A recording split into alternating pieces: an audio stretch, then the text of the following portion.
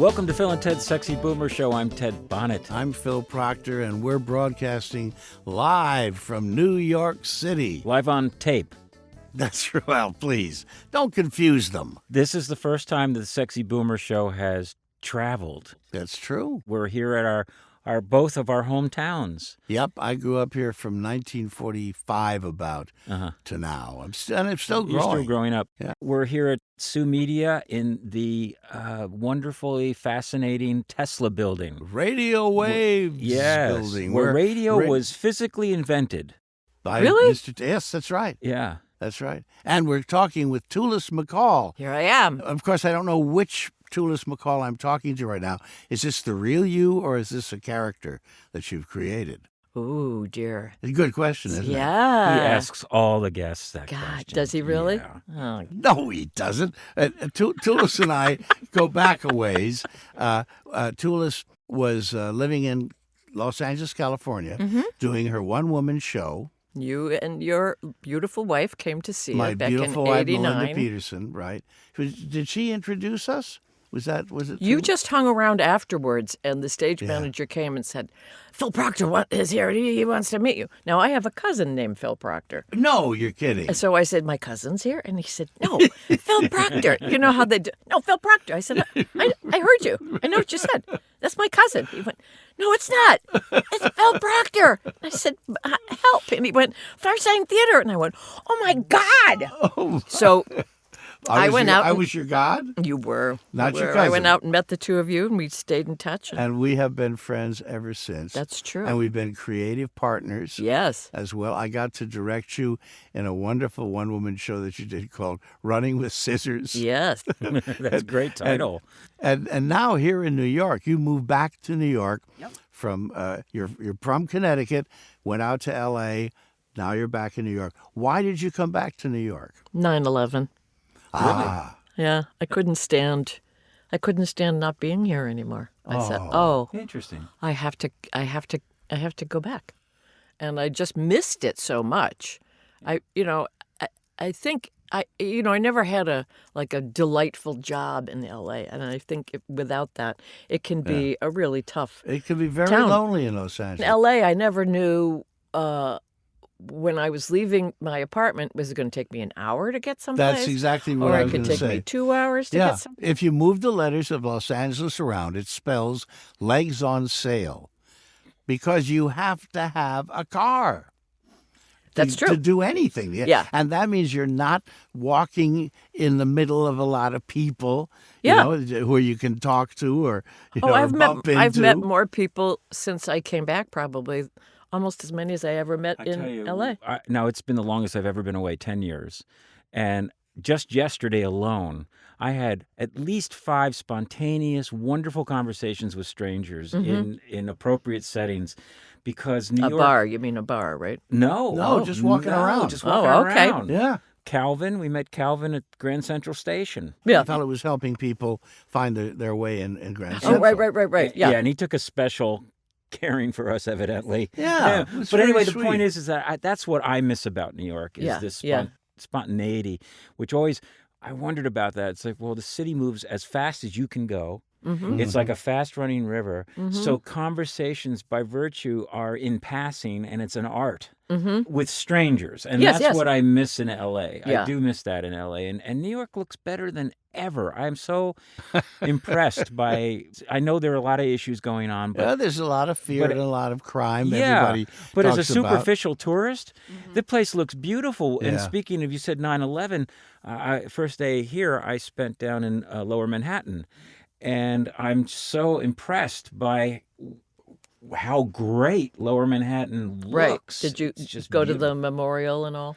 I did that the last time I was here. This time I went to the Museum of the American Indian in the old in the counting. in the I call it customs the building. Yeah. Which is fitting also because my friend over here is of Dutch ancestry, and he just revealed to me he's got a little Indian in him, too. My ancestors came over in 1632 as French Huguenots from Holland.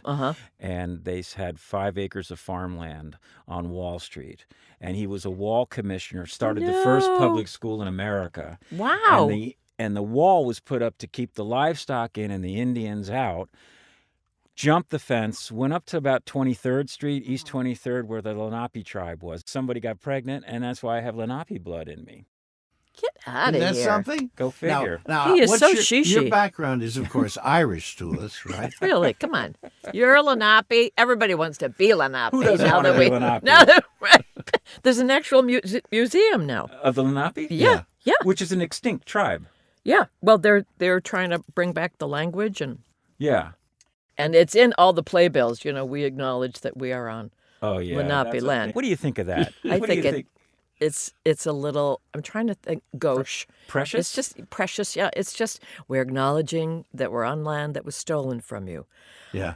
Okay, here comes Act One. You know, it's just not. We're talking theater, which is an excellent segue because this is what you do. Mm-hmm. You talk theater and cabaret. I've done two or three cabaret shows. I haven't gone to so many. I just had the urge to do it a couple of years ago. Well, and you're a monologist, and you assembled a group of other monologists and would have evenings of we did monologues and madness at the monologues and madness at the Cornelia Street Cafe. We did that 13 years, and then it closed, so we moved over to Pangea, which is a cabaret nightclub on the east side. Pangea. And then they said, we've got other people, go away. And so we were about to open it, Don't Tell Mama, but then... That's the name of a place, Don't Tell Mama? Yeah. Love it. On 46th. Sidney Meyer is the Duomo there. Artistic Duomo? director. Head guy. Duoma. Oh, if it's a guy. It's a guy. It's a Duomo. Okay. He runs it. Okay. Thank you. Major Domo, that's what Major Domo. The Duomo is the cathedral. Yeah. Sorry. And Dumbo is the movie. Cathedral I got it. up at Wow. So Don't Tell Mama. That's where you're doing the shows now? No, I haven't done my voice coach was murdered. And I know you told me this extraordinary story. She was the Barbara. woman. Yeah, Barbara Mayer Guster. Yes. Somebody just walked over and shoved her to the ground, and she hit her head and died 5 days later. So that just kind of took the wind out of my sails. But I'm getting. Sure. I want to do it. Good. I want to do it some. All right. Again. So let's But talk anyway. about you online, because you created, and I want to know how it started, a website which is reviewing everything that's happening in New York. Yeah, we've Broadway, got 20 writers Broadway, now. I think. cabaret. Yeah, it's called the Front Row Center. .com? Yeah. It's wonderful. Which, as we know, is the worst place in the world to sit, but it sounds really good, doesn't it? Because you're looking right up their skirts, and gosh, who doesn't want to do that? But it sounds good. Your spit take close. Exactly. Yeah. Now, how long have you been doing that? 20 years. Wow. Along the lines of a time-out approach to what's happening in New York, you're covering the scene?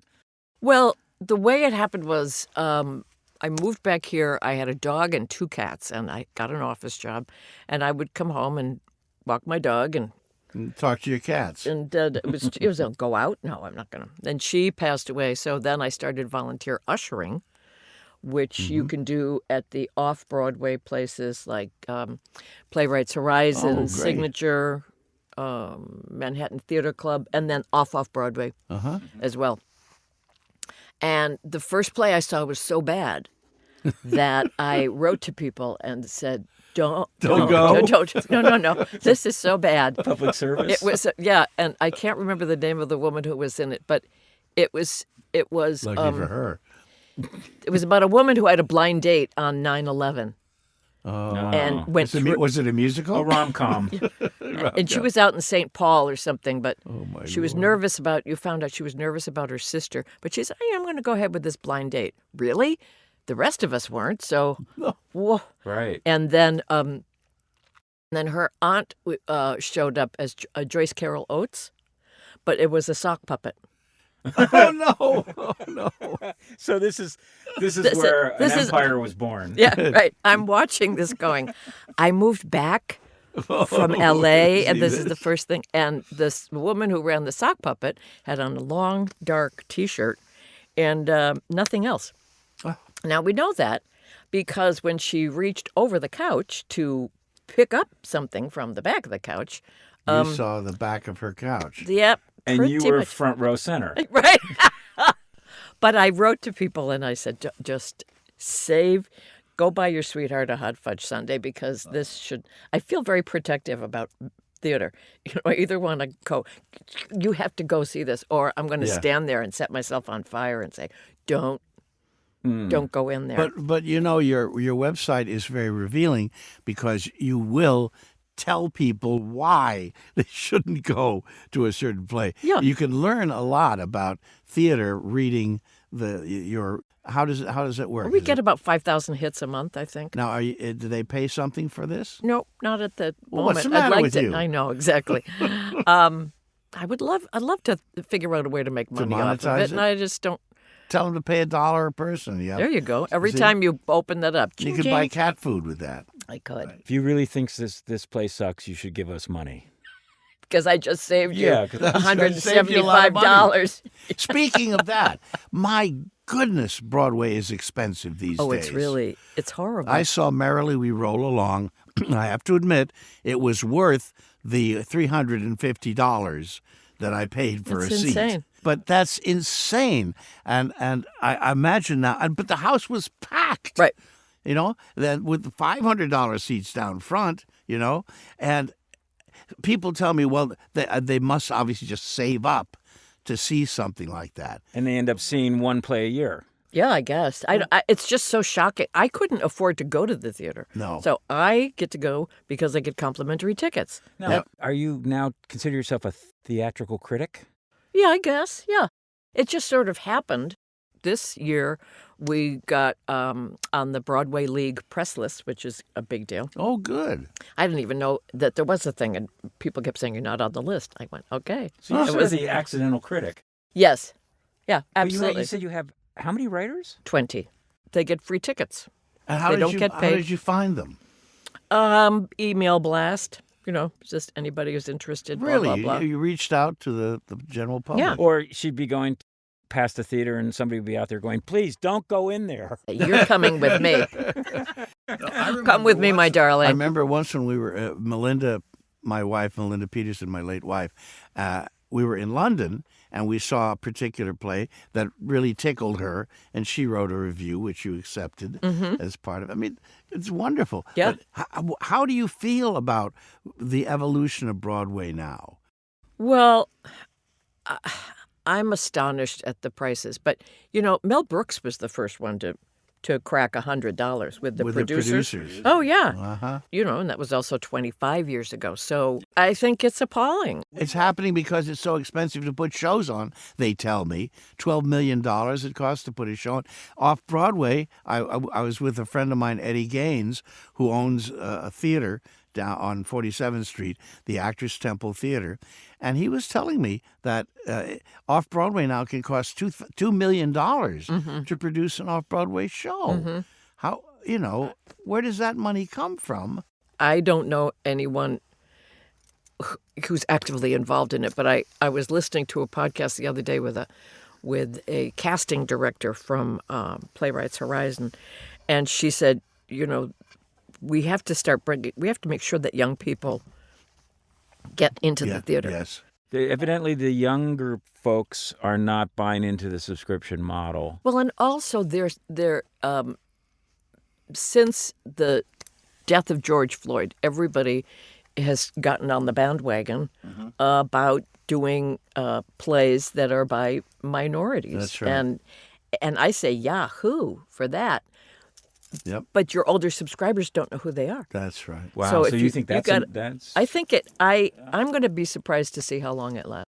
And then they'll go, oh, geez, nobody came to the theater. Guess we'll go back to Tennessee Williams. Would not be surprised. Well, speaking of that, we're going to be seeing our dear mutual friend Austin Pendleton tonight, presently in rehearsal for Night of the Iguana by Mr. Williams. I mean, I think bringing in minorities, including older women, is a great idea. Sure. But if that's what because there were plays that opened and closed. There were 5 black plays that closed on Broadway this spring. Boom, boom, boom, boom, boom. And there haven't been any that. Well, Jaja's Hair Salon, that was one. But there was, the piano lesson. My God, I can't even think of the others. But I wrote a stinking piece about it and said, they're just, boom, gone. Okay. You're listening to Phil and Ted's Sexy Boomer Show. Our guest, Tulis McCall. We're talking about New York theater and cabaret. We walked across the street and looked at a price for Harmony, and we said no problem getting an $18 ticket tonight. It's a Friday night. Yeah, we went to the box office. And tomorrow, no problem, $18 matinee, whatever you need. $18. $18. No problem on a Friday and Saturday. Where did you go? The box office? Yeah, right to the box office. I didn't know about that. And evidently, according to our Eddie Gaines, the matinee business is stronger than the night business. Because people don't want to be out at night. Because New York is scary to a lot I mean, how do you see all this? Well, I get tired. So, it's the like, elder. Wait a minute, I'm supposed to stay awake until 8? Oh. I think a lot of habits changed with the pandemic. Yeah. Being home for 3 years, it's hard to kind of go back out there. But I think people are coming back. I was also going to mention there are, I didn't know about those $18 tickets. I'll have to go ask them. Yeah. But that's a great thing to know about. It is. But TDF, Theater Development Fund, I looked today. Let me see if I can find it.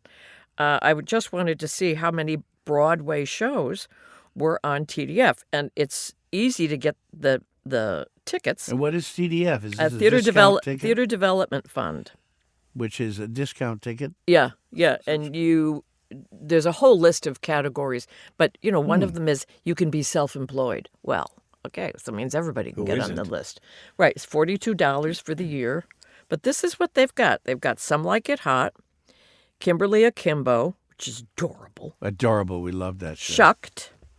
Spam-A-Lot, How to Dance in Ohio, which I haven't seen, but I'm going to. It's the story of autistic high school students getting ready to go to a prom. Oh, wow. And all the actors are on the spectrum. Oh, that sounds fascinating. Also, Hadestown. And then there's something called Audience Reward. There's Today Ticks. So there are a lot of ways to get discount tickets. Get in to see things. My casual observance in Los Angeles, that the theaters are pretty light for movies. That hasn't come back. Yeah. People just don't want to go out. And of course you have the streaming choices and you have home video that they're competing against. Is that the same thing, generally speaking, for live entertainment here? Yeah. I think it's coming back. The stuff that I saw, Hell's Kitchen, I Could Get It For You wholesale, they were packed. And Hell's Kitchen is it's the most expensive ticket they've had at the public. Really? It's $175. What's the trend now theatrically in New York? What's hot? What's not? Oh, gosh. A lot of revivals of musicals, I know. Well, yeah, Spam-A-Lot came back, and they're doing that Merrily We Roll Along. But Chicago. Yep, but that's been playing for 30 years. Long time. But I think Merrily We Roll Along, everybody's they're going to go see Harry Potter. To explain to our audience, the actor who played Daniel Harry Radcliffe. Potter, yes, is in this wonderful Stephen Sondheim revival. Right. And at the same time, Harry Potter and the Cursed Child is playing in another theater. Yeah, I know. Right? And he's a worker bee. He's wonderful. I've seen a lot of his wonderful work, and his celebrity sells. Absolutely. If it was another person. And I'll tell you, know. The other show that I'd recommend to anybody is the revival of Sweeney Todd with the Charles Grodin. Is that his name?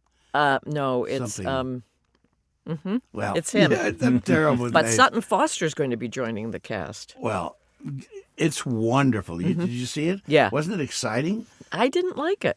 Good. I went home and put on the CD of George Hearn or something. Yeah, and come on, Murder, She Wrote. Oh, Angela Lansbury. Right. Yeah, which I preferred. And I saw a wonderful production downtown a few years ago at a very small theater where they made it into a shop for meat pies. Oh, really? That sounds fascinating. And so, but when that guy showed up, it was like, please don't come over to my table. I really don't want you here.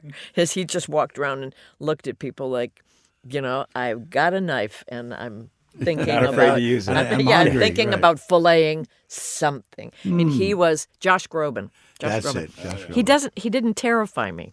I see. And I think that's where you want to go. I Well, mean, but that's what theater's all about. Yeah. Are there new methods, presentation that reflects 2023 to bring audiences back? You know how obviously movie theaters always up their game to keep people coming. Are the theaters able to do that? You're talking about stagecraft, really. Stagecraft, yeah. I don't know of anything, but I know that there's a lot of stuff happening off Broadway, and names. I mean, Alicia Keys. That show is I think it's going to go to Broadway. It's at the Public Theater right now. It's about her growing up, and they took her music and wrapped it all up in a story. Good. And sometimes it works, sometimes I don't think it does, but the talent is extraordinary, and there were no big stars. Alicia Keys is the star, and she has been in on the producing end of it from the jump. She's been working on it for 10 years, so she's putting her butt on the line. And she has such an extraordinary following that they're going to come and see it. Same with Barry Manilow. This is the musical Harmony, which Ted and I hope to see tonight, actually. Oh, okay. About the Comedian Harmonists, which was a singing group in Germany that was very wildly successful. And I bought their records myself, but of course, and until Hitler showed up. Right. And there were some Jews singing in the group. And that three. Was three. 3 Jews, 3 goys. Oy. Unbelievable. Oy. I thought it was going to be Barry Manilow's Music? his stuff, his well-known songs. I don't read anything before I go see a show. Right. I just show up and, because otherwise Uncle Sam wants you to vote Catholic, and, it's like. Right. Yeah. But I was sitting in front of Barry Manilow groupies. Oh. And let me tell you, those women are cutthroat. They know all about him. They know how it opened in La Jolla. That was back in '97, and things didn't go well, Were did they second row center? They, as a matter of fact, they were about 4th or 5th. And they knew everything. Wow. And how somebody had, they had lost the money to produce it, and that was terrible for Barry. Barry was heartbroken about that. Oh. I mean, he's got groupies, and they know they just know everything about him. So what he does, that's and it's a true story, and blah blah blah blah blah. But they're diehard. So Alicia Keys groupies are in their 20s, and these women are my age. So, but they're just so. And it's always this is actually a hot time, ticket wise. Right. You got to make it through Christmas. Yeah. Nothing like being in New York for Christmas. Oh, it's so beautiful. So beautiful. Yeah, it's really the tree and all the stuff on Fifth Avenue. And what show do you like right now? What do you think is a really special show people should see? Let me see if I wrote anything down here, because I don't remember. Yeah. I don't remember.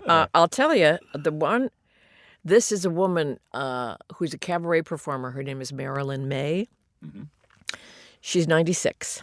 Oh, wow. Yeah, I read about this. This is just, site. She's going to be at Birdland for New Year's. Oh, my goodness. She is the most extraordinary performer. So she's always I've probably seen her about 10 times, but every time I do, I just end up, sobbing into my soup. Oh. Because, there she is, this 96-year-old woman, and she sings, "I'll be wearing ribbons down my back." And just, fine, great. Which is a song about a teenager looking for love at the state fair. And you just go, oh, God, how does she do that? So she's absolutely on the top of my list. So she's able to share her experience in life with an audience.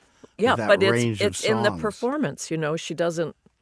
She talks very little about her life. Yeah. But It's the whole all thing. in the performance. The other thing I would recommend is All the Devils Are Here with Patrick Page. Oh, I've heard about that. Yes. I'm not that crazy about Shakespeare. I mean, it's the same thing over and over again, Verily. Verily. Vesuv. She loses the scarf. He gets mad. She's off. Can't they? What? But he went into great detail. And so it's a sort of, it's over at the DR2 Theater. And he goes into sort of,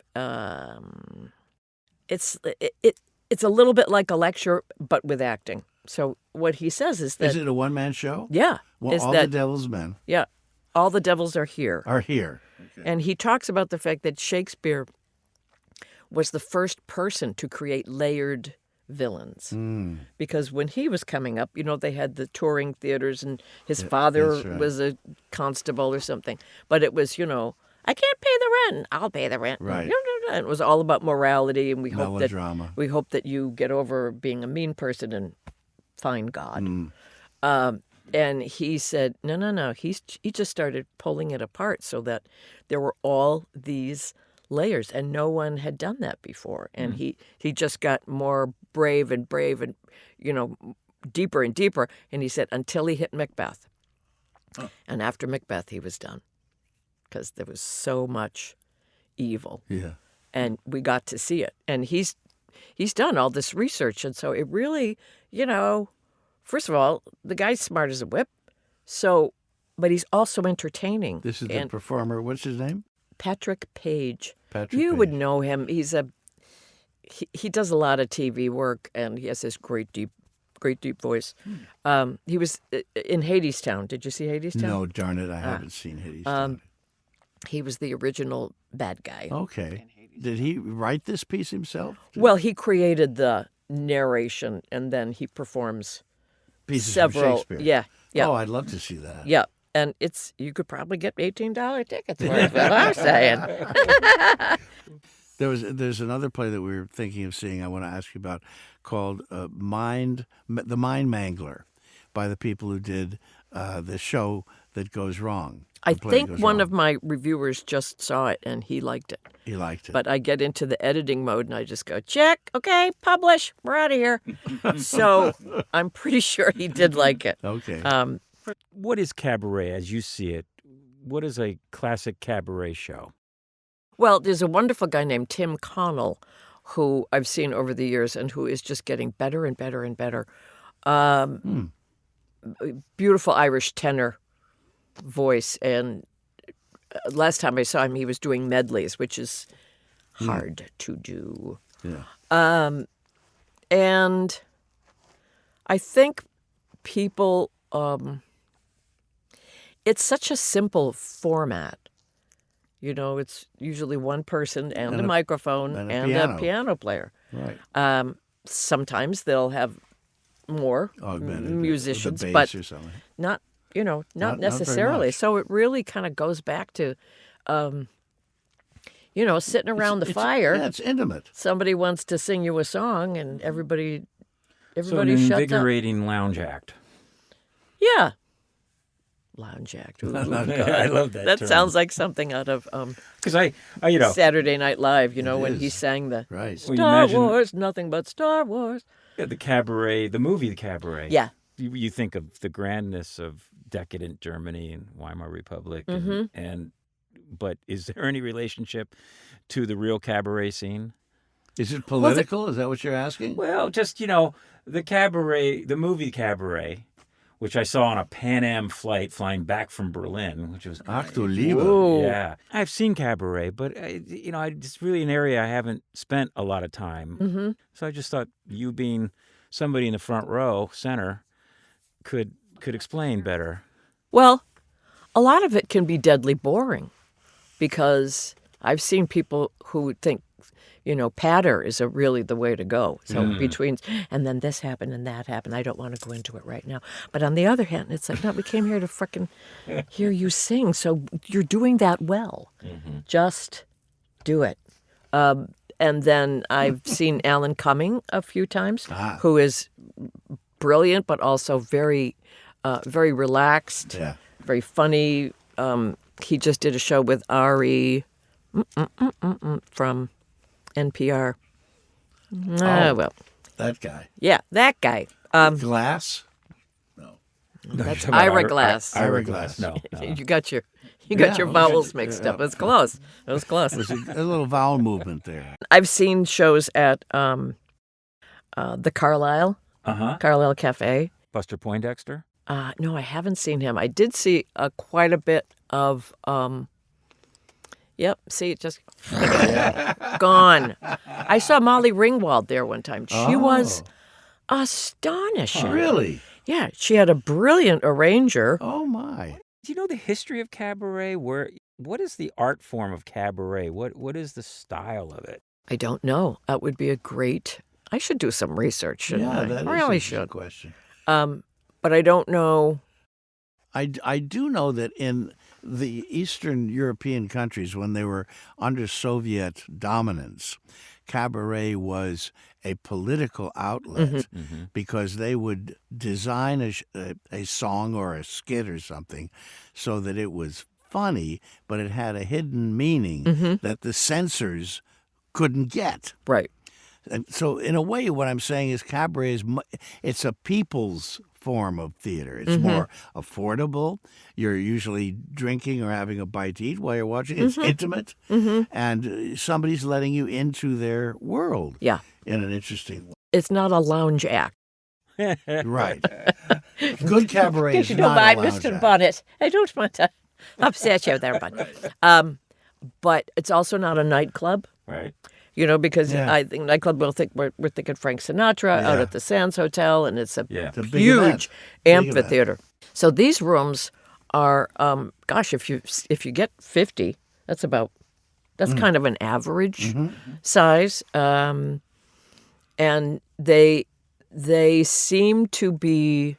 Especially Don't Tell Mama, because Sydney does an extraordinary job curating it. I mean, it's everything from soup to nuts. Tomorrow night I'm seeing a woman, Lynn Henderson, in her 80s. And then, they could have a tuba player on the next time. No it's just, kidding. That's wild. Are these performers unique to the medium, or are they Broadway performers as well? Or It's both. It's both. Mostly unique to the medium. But if somebody's like the Judy Benko, she was the understudy for Funny Girl. And she's been doing cabaret with her husband, one night here, one night there. The woman who wrote The Rose, that woman, you know her. She does a lot of cabaret over at Birdland, which has 2 rooms. So Birdland is interesting. I think of it as a jazz club, but then again, I've been gone a long time. Right. But it is a. Well, it's both. I mean, it's not a jazz club in the way of when I used to go to jazz clubs, people would talk during the, can we have that? Now we're smoking cigarettes and all of that. Yeah. Lounge act. Lounge act. But they're much more polite. And there's the Green Room 42 and Birdland and this Pangea. That's the one up on the roof, the Rainbow Room. No, that's an alley. Yeah. It's still there, but I don't know. It is the Rainbow Room. Yeah. on top of Rockefeller Center. Yes. Yeah. Right. Yeah. Cabaret also has groupies. Okay, a friend of mine was doing a cabaret act with his wife, and my wife and I were there for this evening, and he sang a song that went something like this: "We're going to Vermont, and we have to bring our glasses," and everybody would applaud it. It was like some song that they all knew that made no sense to us at all, and represented the groupie element to it, Yeah. Well, they need groupies because it's a tiny little house, and you want to fill it, and you got to. Is it a dying art form? I don't think so. No, it's never does. No, it's just motors along. I think so. I mean, I've been going to more of it, and now I'm thinking about doing it again, and it's not easy. Yeah. No, I thought it would be a piece of cake. Wrong. How about wrong? In actually doing it, you mean yourself? Yeah. Well, what I did was Austin Pendleton was directing it. And I said, I'm thinking of doing, blah, blah, blah. And he said, no, just call it Tulis Talks and Sings. I said, really, Austin? He said, well, that's what you're doing. I said, that's true. So I did monologues between the songs. Mm-hmm. And so I did about 8 songs, and I did about 6 or 7 different monologues that tied to the songs. How'd they go? It wasn't patter, was it? No. If I slap him, I'm just trying to keep up here. Patter less, as we say in the Actually, business. Structured material. It's wonderful. Actually, okay, got it. Yeah. And did it work? I think it did, and good. And then I thought, okay, this is what I want to do with my voice now. I'm focusing, and then, boom, then she. Well, it's a one-woman show. Yeah. Well, that's what I do a lot. Yep. And I did it with Philip, and I had, and then Austin directed one here that was all about waking up and going, What do you mean I'm this age? I'm sorry, what? Uh-huh. And you do. I'd like to get off and go back. And they go, no, sorry. And you also do Monday Musings. Yes. Which are I'm online. Totally enjoying. And that's a bonus from Front Row Center, isn't it? Or is it separate from that? You send it out to your subscribers. It's a separate deal. What is that? Very entertaining. They're little essays that she performs, little monologues. Audio essays about life, all different kinds of aspects of life and growing old. And how do we find that? You just go to tulismccall.com. Tulismccall.com. Spelled like you'd imagine. Tulis. 1 L? Right. 1 L. T-U-L-I-S. It's like two lips without the P. McCall, M-C-C-A-L-L. Yes, so I forgot. I highly recommend them. It's a wonderful way to start a week. Thank you. Okay. Yeah, I've been doing it for a year, and it started out last year as part of a writing group I'm in up in Connecticut. Called the Journey Writers. And they had a prompt about turkeys. Mm-hmm. Yes. So I wrote this piece all about, I'll tell you one thing, the wild variety is... That's right. Something to be dealt with. Yeah. If you live near a wild turkey, and you want to get to your car, you had best be... They have attitude? Oh, yeah. Hey, listen, Melinda and I were once actually chased by a herd of wild turkeys. My brother had one. Wouldn't let him near the car. Really? He had to come out with an air horn, which annoyed the neighbors, but it got rid of the... Huh. Yeah, but then, so it just goes on. And then at the end, she just says, well, that's all the grace I got in me today. Thank you, Lord, for everything that you have given us. So yeah, I've been doing them for a year now. They're about 4 minutes long. The last one was talking about the people who desecrated the public library. I haven't heard that yet. Who did that? It was pro-Palestinian people. Oh, really? Yep. And I happen to lean in that direction that, it got to have a two-state thing, and you can't do to them what Hitler did to you. Right. It's not adding up. But what they did was they took red paint and put their, handprints all over the front of the library, the Lion Library. Mm-hmm. So if you're going to desecrate something, really, that's a church. Yeah, that's right. That's a church, yes. And everybody gets to go there. Everybody. It's. We were at Rockefeller Center yesterday. Seems like 4 days ago, but it was yesterday, and someone was just came up to talk to us about how they were there for the tree lighting at Rockefeller Center the night before last. It was a big disruption. Palestinian protests. People got hurt. People got arrested. It was not pretty, as she said. So this is... They were gluing themselves to the road in the Thanksgiving Day parade. Yeah. Oh, wow. So people had to walk around them. But just, harming the library, it's like, seriously? Not a good look. Yeah, your supporters are going to go, oops, wrong turn. Yes. How can you... So that's what the piece was about this week. What is it to be a New Yorker now? You've seen New York for a long time. What's it like to you? Is it the same? Is it different? Of course it's different, but How much of it is the same? How much of it is different? How much do you like? How much do you not like? I love it. I love it. You still love it. Oh, yeah. And the thing is, if I want to feel sorry for myself and be bored, then I can't go out. I have to stay in my apartment.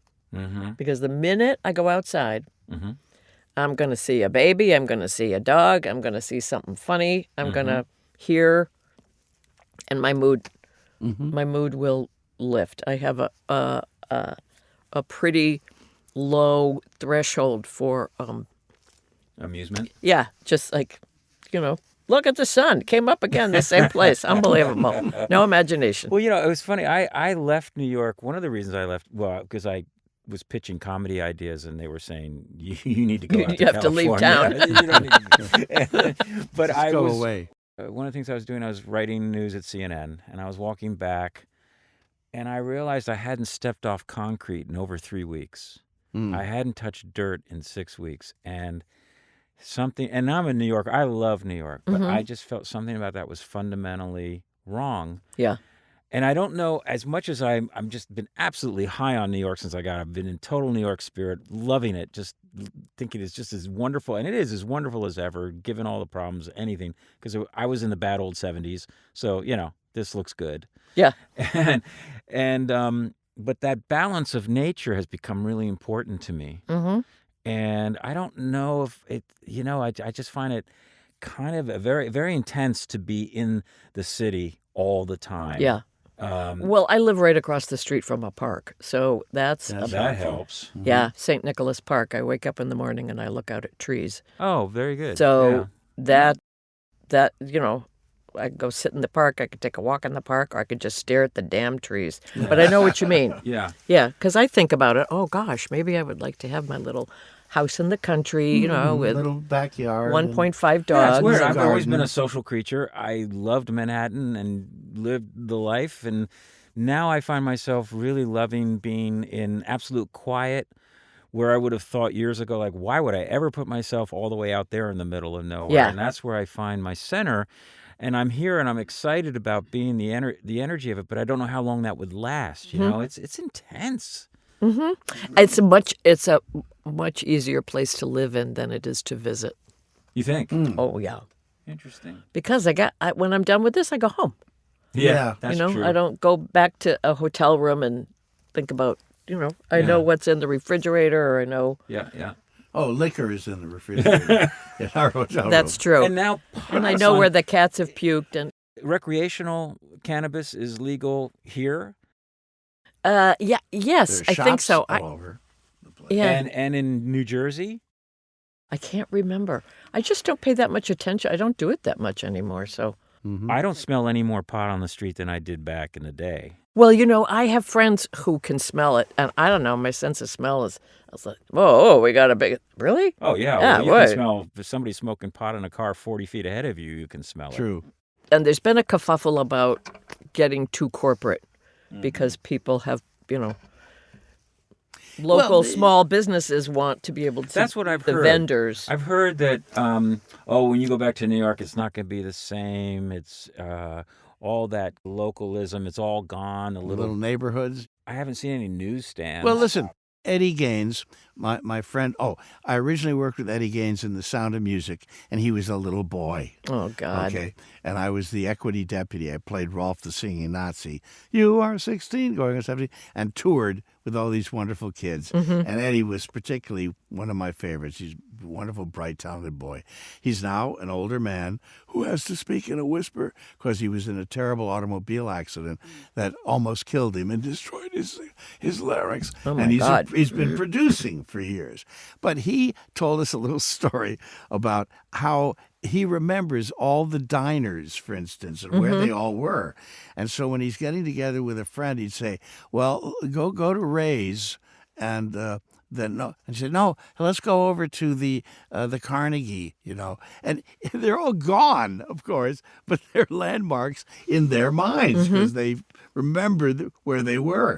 And I'm astounded at the building that still is going on. The massive in this buildings that Jesus, are being God built. almighty. Massive. So many residential towers being built, and yet it's the most expensive place to be because there's a shortage to this day. And I wonder, with climate change, lower Manhattan, all the subways, there's going to be major issues. Mm-hmm. And there's probably going to be some of these commercial buildings will become terraforming.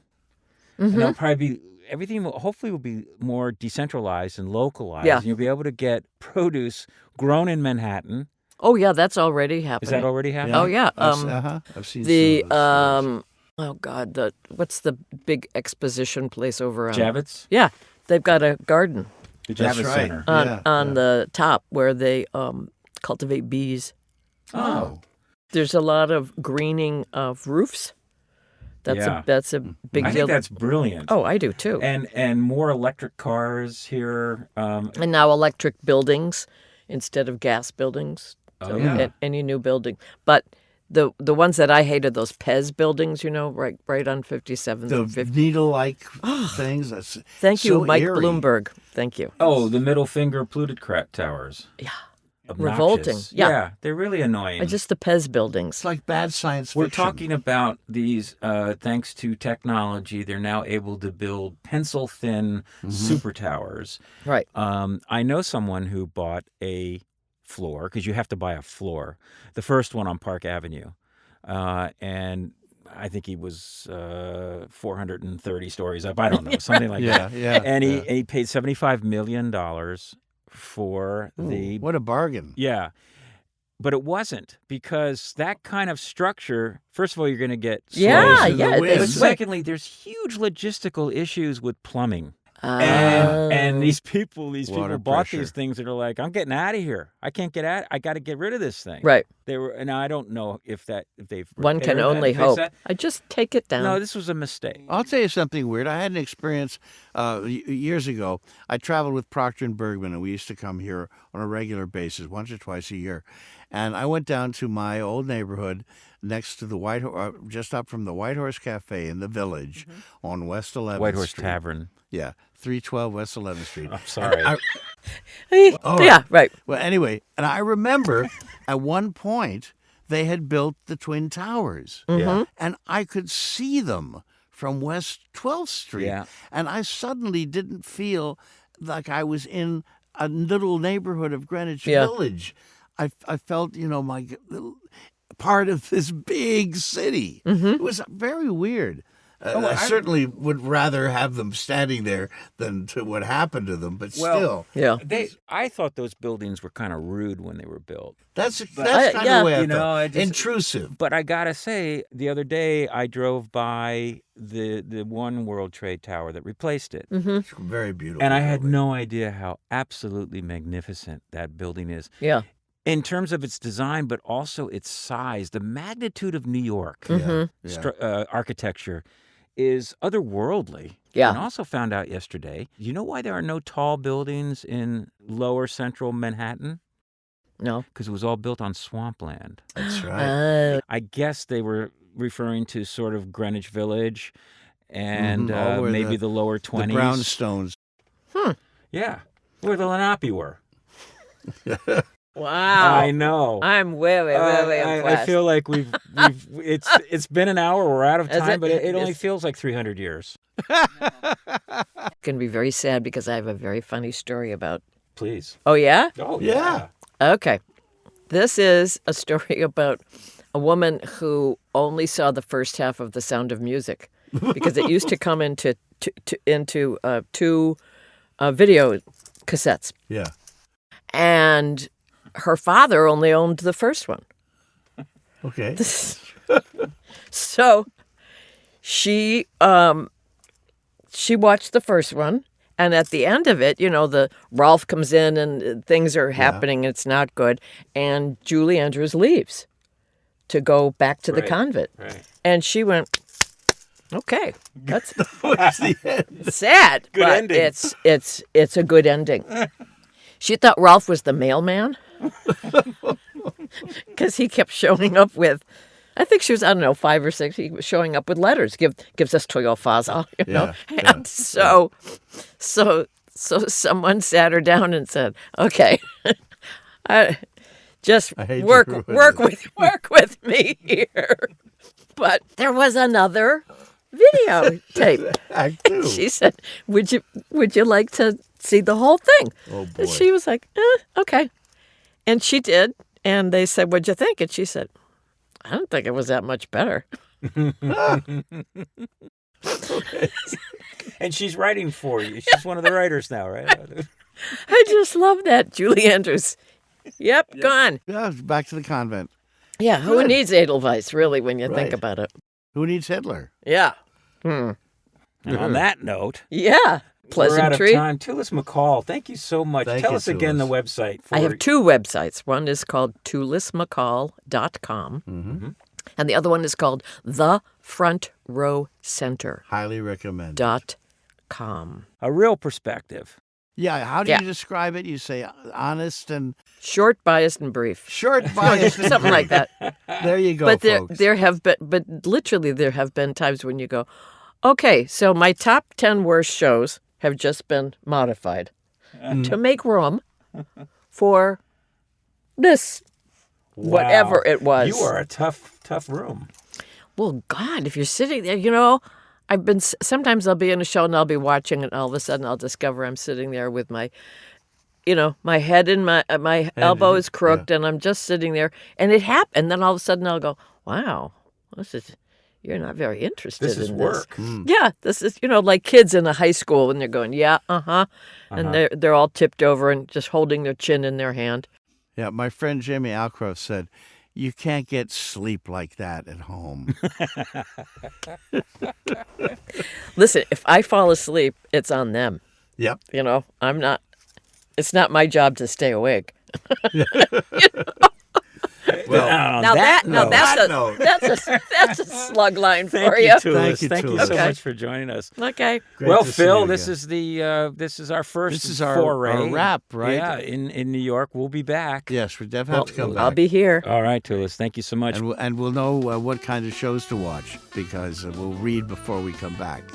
And you're listening to Phil and Ted's Sexy Boomer Show. You can hear all these wonderful shows and others that we've done at sexyboomershow.com.